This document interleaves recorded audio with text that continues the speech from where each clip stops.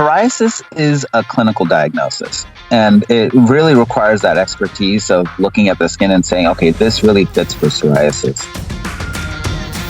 Welcome to the Healthy Skin Show with Jennifer Fugo, where we're flipping everything you've been told about your chronic skin issues upside down and connecting you with alternative solutions your dermatologist never told you about. If you're a big snacker like me, you know finding a gut-friendly, gluten-free snack option isn't always easy, which is why you need to know about Paleo Valley. Their 100% grass-fed beef and 100% pasture-raised turkey meat sticks are not only loaded with delicious flavor, but they're also completely free from carbs and sugar. Plus, they're gluten-free, soy-free, dairy-free, GMO-free, and preservative-free. What's not to love? And now you can use my special coupon code GEN10 to get 10% off your order today. Simply go to their website, paleovalley.com, and enter GEN10 at checkout. That's JEN10 to apply a 10% discount off your entire purchase. Unsure of the link? Simply check out the show notes of today's episode to get all of the details. Once you try these meat sticks, you won't be able to get enough. Welcome back to episode number 142 of the Healthy Skin Show. In today's episode, we're going to talk all about Psoriasis 101. Everything you need to know, especially if you're at the beginning of your journey or your doctor maybe hasn't fully explained to you the ins and outs of all of this.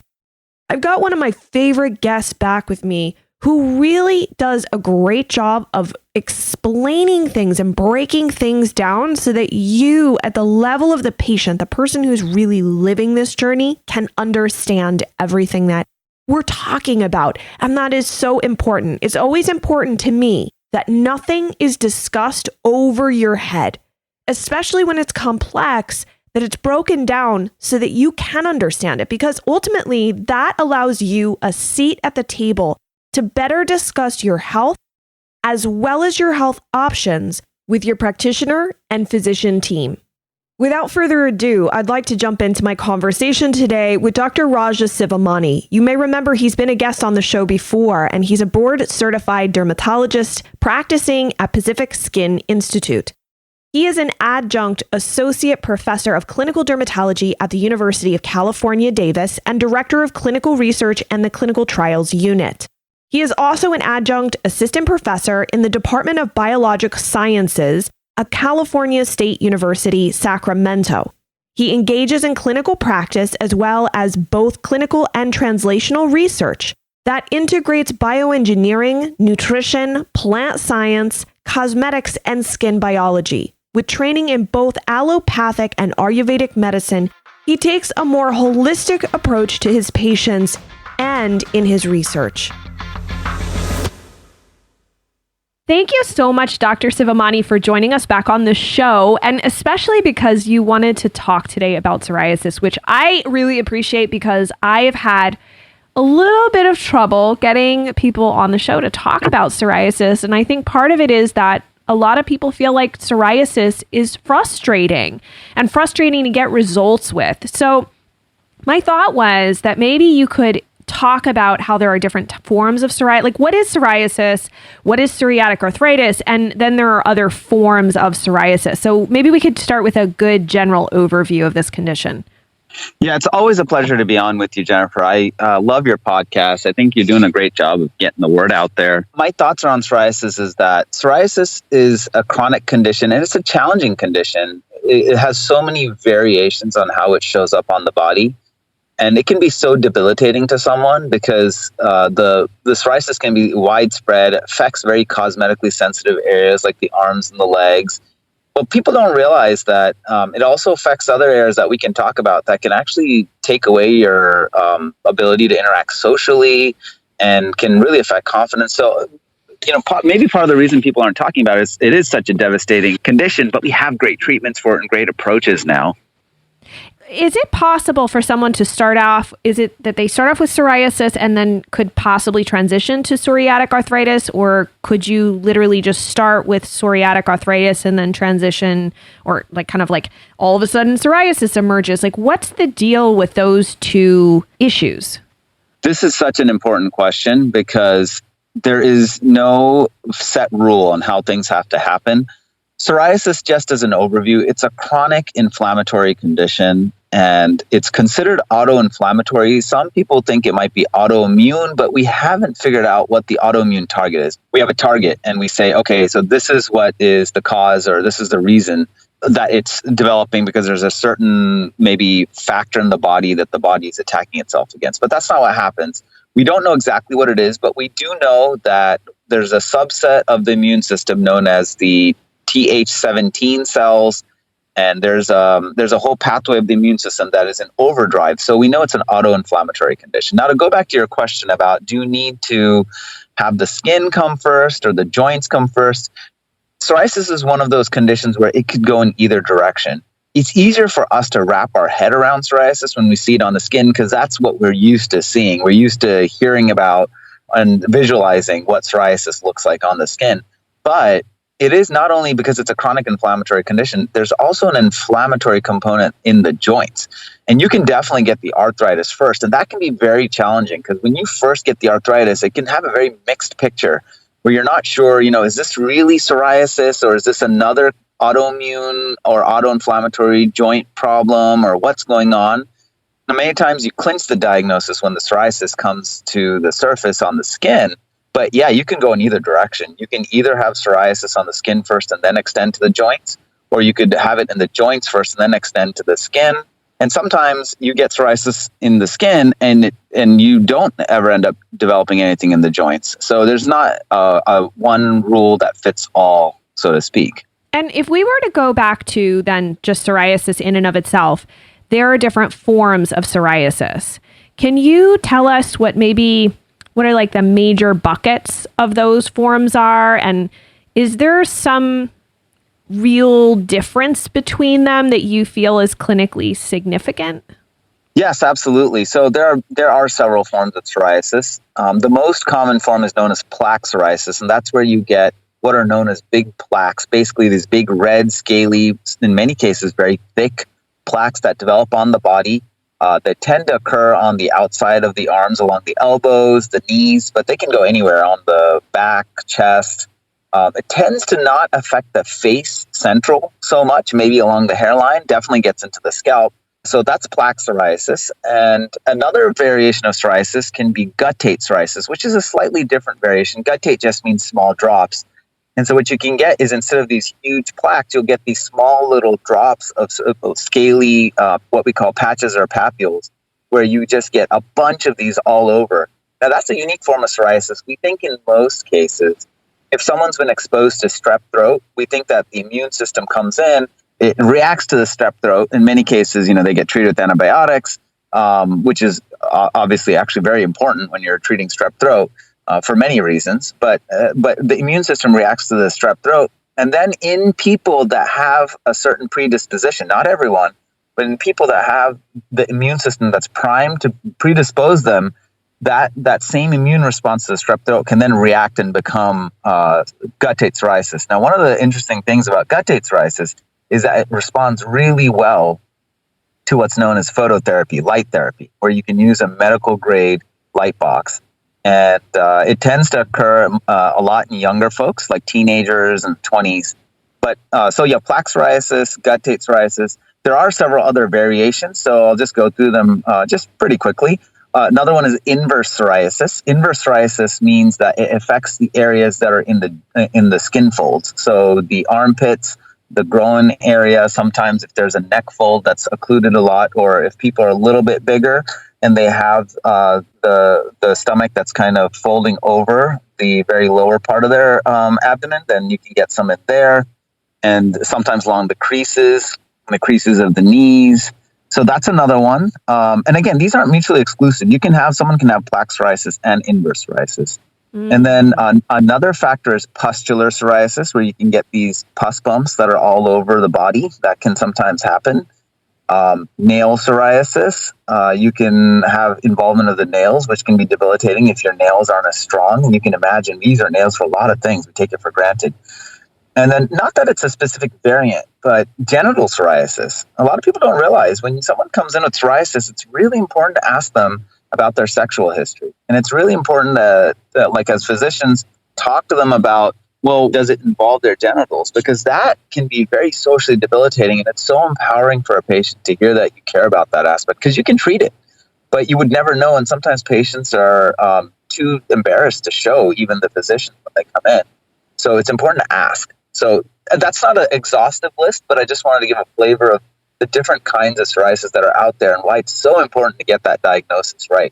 Yeah, and one of the common complaints that I hear from people is that, like, for example, those with scalp psoriasis, which can be really frustrating, especially because it can impact the quality of your hair, and then you've got like flakes. And I've had a few clients where some dermatologists thought that they had seborrheic dermatitis. Others said that maybe they had psoriasis and they couldn't get a straight answer, and they were struggling with a lot of itching. And then eventually it turned out to be psoriasis.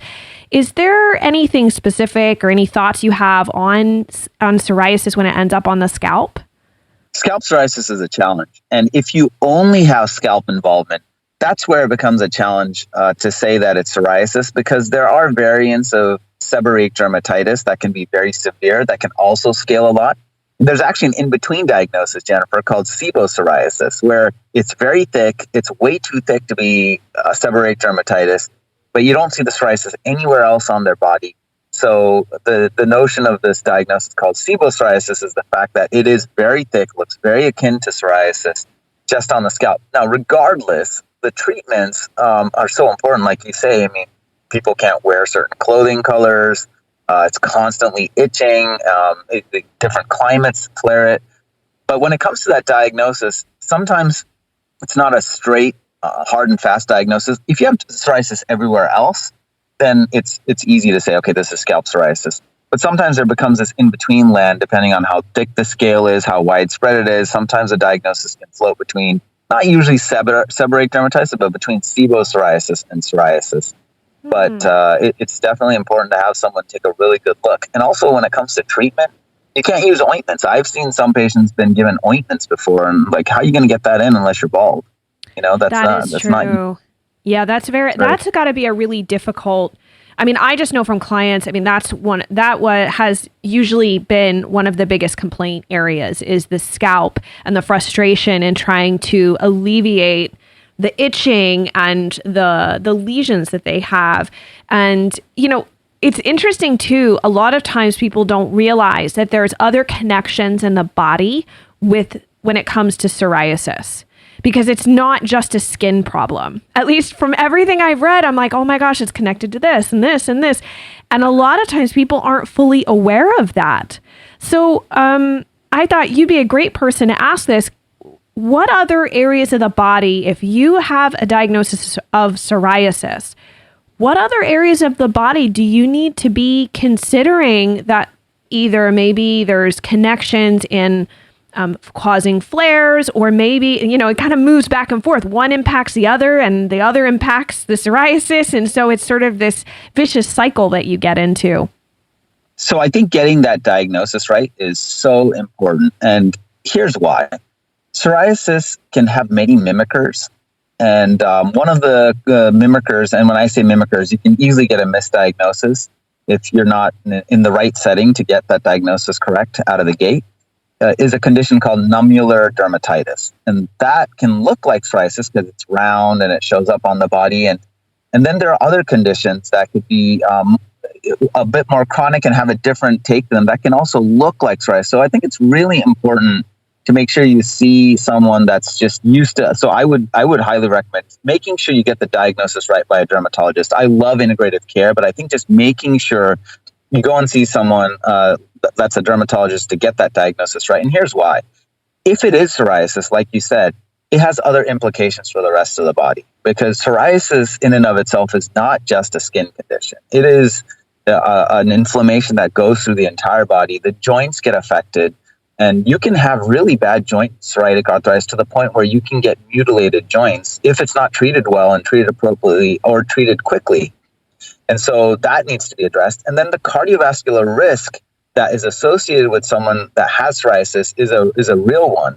And what I mean is, if you have psoriasis and it's left unchecked, untreated, you have this constant inflammation that's going on. And we now have studies showing that your cardiovascular risk for a cardiovascular event goes up. You have increased risk. And by and large, a lot of people with psoriasis are young. So, having an increased risk of cardiovascular events when you're young can be quite devastating if that ends up affecting someone when they're early in their life cycle and they may have children or whatnot. And so I think it's important that diagnosis is gotten accurately. And also, like you said, that we realize that there are other connections to the rest of the body. Yeah. And the other thing I want to ask you too about this is, yes, I agree with you. Getting an accurate diagnosis is correct, but what is the best way? Like, is it that you just go and show them the rashes and someone will say, oh, it looks like psoriasis? Or would it be best if someone, when they go to their dermatologist, they ask for, say, like a biopsy? Like, what's your opinion on that? Yeah, biopsies are an interesting thing. Psoriasis is a clinical diagnosis, and it really requires that expertise of looking at the skin and saying, okay, this really fits for psoriasis. The problem with biopsies is that many times when someone has classic psoriasis and you do a biopsy, the biopsy can actually be equivocal just depending on what stage of inflammation that particular spot was where the biopsy was taken. And that's not even necessarily an error of the practitioner. Sometimes we'll do a biopsy on psoriasis, clear-cut psoriasis, but we need it for some other reason. Some insurance company wants something to be verified or whatnot. Those days are actually, that doesn't happen that often, by the way. Usually the clinical diagnosis is a clincher. But when you do biopsies, it can tell you that it's, quote, a psoriasiform dermatitis, or it says it's psoriasis. But sometimes they can give you something else that can lead you astray, and it's the clinical diagnosis that really matters. And I did also want to say, you can also get psoriasis on the hands that can be quite debilitating. And those can be a tough one if it's just the hands. Sometimes it's hard to differentiate between hand eczema and hand psoriasis.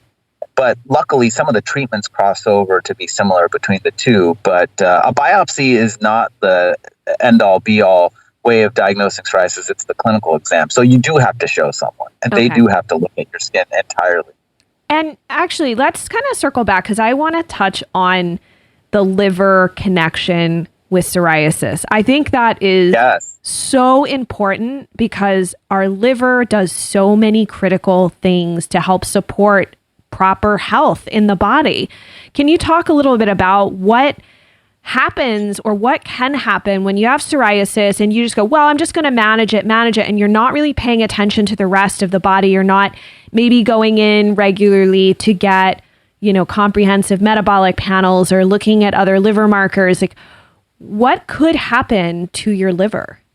So with psoriasis, it's really important to realize that because it's an inflammatory condition, it's going to have general inflammation, but there are some associations that are really important. So when it comes to weight, by and large, a lot of psoriatic patients and people that struggle with psoriasis in one form or another, not all of them, but many of them are overweight. And many of them are dealing with weight-related issues. And what happens is that combo of inflammation and also the increased weight, we see a little bit more of an inflammatory load to the liver, either with fatty liver or just liver inflammation.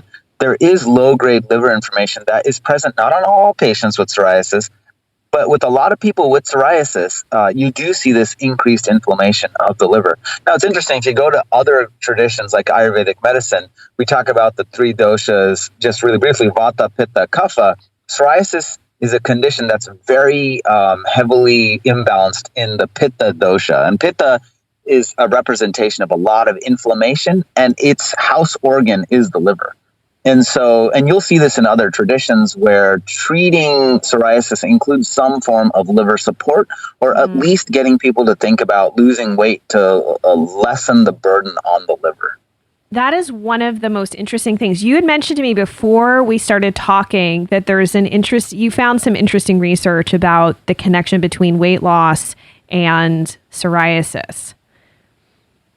Yes. Yeah, this is something that I talk to all patients about now.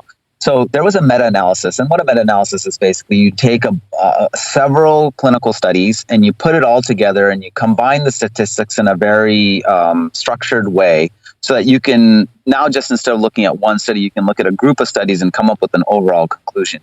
And what they found was that regardless of what treatment you go on, whether it's a pharmaceutical or whether you're using some sort of supplement or some sort of topical therapies or oral therapies, if you can lose weight, and if a patient with psoriasis or a person with psoriasis can lose weight, they have a much greater chance of having an improvement in their psoriasis, regardless of what treatment you go on. And they don't really particularly pinpoint what is the best way to lose weight. They just, in the study, what they showed was, if you can lose weight, that will automatically increase your ability to respond, even to medications. And so when I talk to my patients, I tell them that strategies to lose weight are very important, and that includes nutrition. That is a really important key, because I think in the Western diet, a lot of people don't realize that there's so many factors you can optimize. And Jennifer, you would know this like the back of your hand, but there's so many things that people have taken for granted that might not be great ways to approach nutrition. And then once you empower them that way, then get them into exercise and movement and whatever it is, and then it becomes a lifestyle to then maintain good weight. But that is so important, because even medications respond better. Yeah. When you put them on.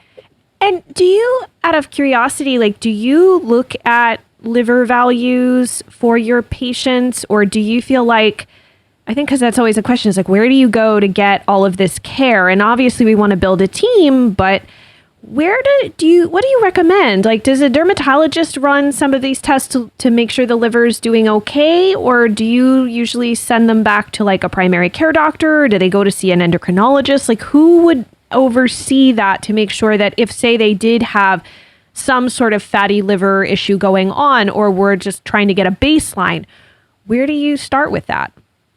Yeah, I can tell you that we do it. Just because, we're trained to do a lot of lab testing. And, with psoriasis, because some psoriasis, Jennifer, I will tell you, is head to toe covered completely.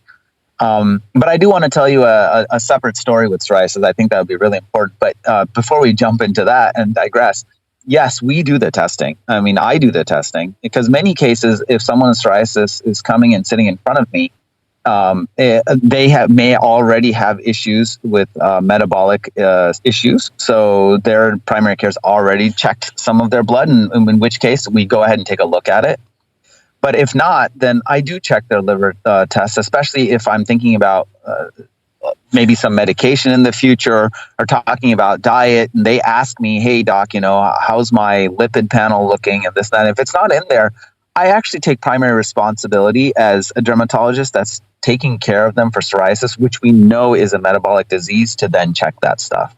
Because I think it's important that we get that full picture when we're talking to our patients. And so for any maybe doctors even listening to this show, because I know that we do have practitioners that tune in, what type of, for the liver part of this, what type of, you said the lipid panel, is there anything else that you're looking at just to take a look at that connection and make sure that the liver is functioning properly? Well, the lipid panel is more if they already have some existing metabolic disease, or especially if they have some family history of cholesterol issues. But what I look at when I'm trying to look at the liver is the liver function test, the LFT. And so there you can look at factors like the AST and the ALT, which are both enzymes that are released from the liver. And you just want to be sure they're at a normal level. Sometimes if they're a little bit elevated, we always recheck them just to be sure it's not just some one-off aberration. But if it tends to get really high, that's where I actually will go back to the primary care, and I'll tell them, hey, I'm noticing that, yes, we're treating them for their psoriasis, and we try to bring in the care team and say, okay, who else can help with this person? If they're having issues with the liver being elevated, then we may send them to eventually back to primary care to assess whether do they need to go see another specialist to help with this aspect. Is their liver really inflamed or not? If they want to have a question about, okay, I see I have these changes in my blood tests, and now I want to think about what I can do from a lifestyle perspective, then I will try to reach out to folks that are either naturopathic doctors or nutritionists to then start talking to them about, okay, what's now the next step that I can do to empower myself? So when you ask about care teams, absolutely. But I think that if you're going to check something for the liver, the LFT is really important as a first step. Now, I don't think there's studies saying that every single person should get an LFT. But if a person with psoriasis is overweight, or they're really struggling with a sense of fatigue, or they seem to be just overwhelmed with inflammation, I think it's worth checking just to be sure you don't miss something there. Perfect. And one more quick question. There are a lot of people with psoriasis that have been bombarded online about do this diet, do that diet, do like cut out nightshades, do AIP, like all this stuff. Do you have any quick thoughts on diet? Because I feel like that's a whole other, almost like a can of worms we could open. But do you find that there is one diet that seems to help with psoriasis from your practice and clinical experience? Yeah, you're very right in that there's so many different aspects to diet that people are given as advice. And I don't think there's any one thing that works. Now, one thing I do tell my patients, though, is to cut out red meat as much as possible, because I think red meat really adds to the fat intake that's coming in and going through the liver. And I do think that red meat is inflammatory as well. So I try to move them more towards a plant-based diet, because that's been shown even with the gut microbiome to be helpful. And it's been shown in general to be anti-inflammatory, as long as they're not carb loading. Make sure you actually are eating healthy in that regard. Well, I'm just curious. So it would be your advice then, if you're moving more toward plants, don't necessarily go, I'm just going to eat like loads of rice or loads of beans. Yeah, right. Exactly. You have to be mindful of the carb portions on the plate. Yeah, and so I'll tell you the two things I tell people across the board. If they want to take out nightshades, that's fine. But the two things I tell people is cut out the red meat and cut out the dairy. Because I think both are not necessary as you get older. Because the problem with red meat is such a load of fat, and it's going to go right through the liver. And we know it's already inflammatory to the colon and whatnot. And the second thing with dairy, especially when it's cow's milk dairy, I think it's such a spiker of insulin, and it's just going to make it harder to lose weight. And I know a lot of my patients that cut out dairy start to lose weight easier. And as I mentioned before, if you can lose weight whatever way you can, it helps the psoriasis in the long run. And so I start with those two, and then delving into the details, whether you come from an Ayurvedic perspective, other nutritional aspects that are important. I think there's not a one size fits all, but those are the two things I do tell everybody that has psoriasis. Perfect. That is so helpful. I love hearing your perspective on things, especially because of all the work that you do. I mean, I am just such a huge fan, as you know, and I really appreciate too you having me I was on your podcast before, so we'll have to link that up in the show notes. It's so great to be able to collaborate back and forth together and help support people more and more, so that way they can get the answers that they're seeking, no matter whether they're a practitioner or they're a patient. It's great that we all can work together to find to help people find results at the end of the day and live a better life. And I want to make sure everyone knows where to find you. They can find you over at LearnSkincom.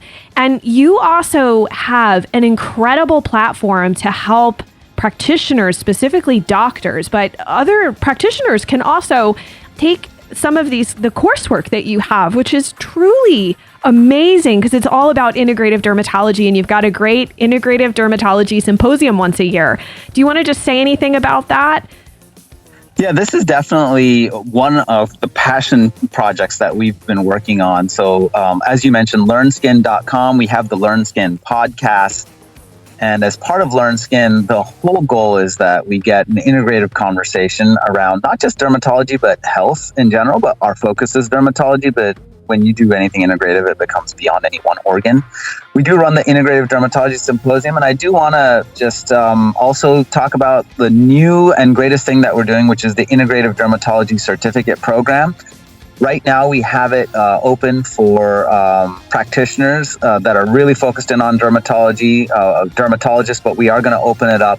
But the idea is that you come in and get this very focused, intensive training program over 6 months, where you can learn about multiple different diseases, multiple different aspects to how you can approach health, whether it's mind, body, or whether it's energy medicine. or whether it's the microbiome, and we're really focusing on evidence and clinical case discussions. And we're hoping that by doing this, we really continue to build the community towards what I think is the best way to do things, is integrative approaches to healthcare, so that it becomes the true form of medicine and the actual way we do medicine. Perfect. Well, we'll put all of your links in the show notes. That way people can go and find you and check out this program, which I was super excited to see announced. And I'm also looking forward to attending the Integrative Dermatology Symposium in the fall. So for anyone listening... Yes, October 23rd. Yes. If you are a practitioner, this would be a great opportunity, if you're interested in this, to attend something like this, to continue learning and connecting with like minds who are out there really wanting to support their patients and clients as best they can from all different perspectives. But Dr. Sivamani, I really appreciate you coming back to the show, and I hope that we can have you back again sometime. Oh, anytime, Jennifer. Just let me know. I love talking about this stuff, of course, as you know. And it's a pleasure to be on your show. I love the conversation that we have. Thank you so much. It's my hope by presenting information like this that you will feel more empowered as you move down the path of figuring out all of the different pieces to what's causing your psoriasis. Everything that we've discussed today is included in the show notes over at skinterrupt.com/142. There you can also leave any questions and comments. That way we can keep the conversation going. And if you know anyone who's either at the beginning of their journey or who maybe is in the middle of having psoriasis, has had it for a long time and just really doesn't understand what it is and what the heck is driving their skin issues, this would be a great episode to share with them. And the last thing I ask is take a moment, head on over to your podcast platform and rate, review, and subscribe to the show. That way the next episode is ready for you as soon as it's released. Thank you so much for tuning in, and I look forward to seeing you in the next episode.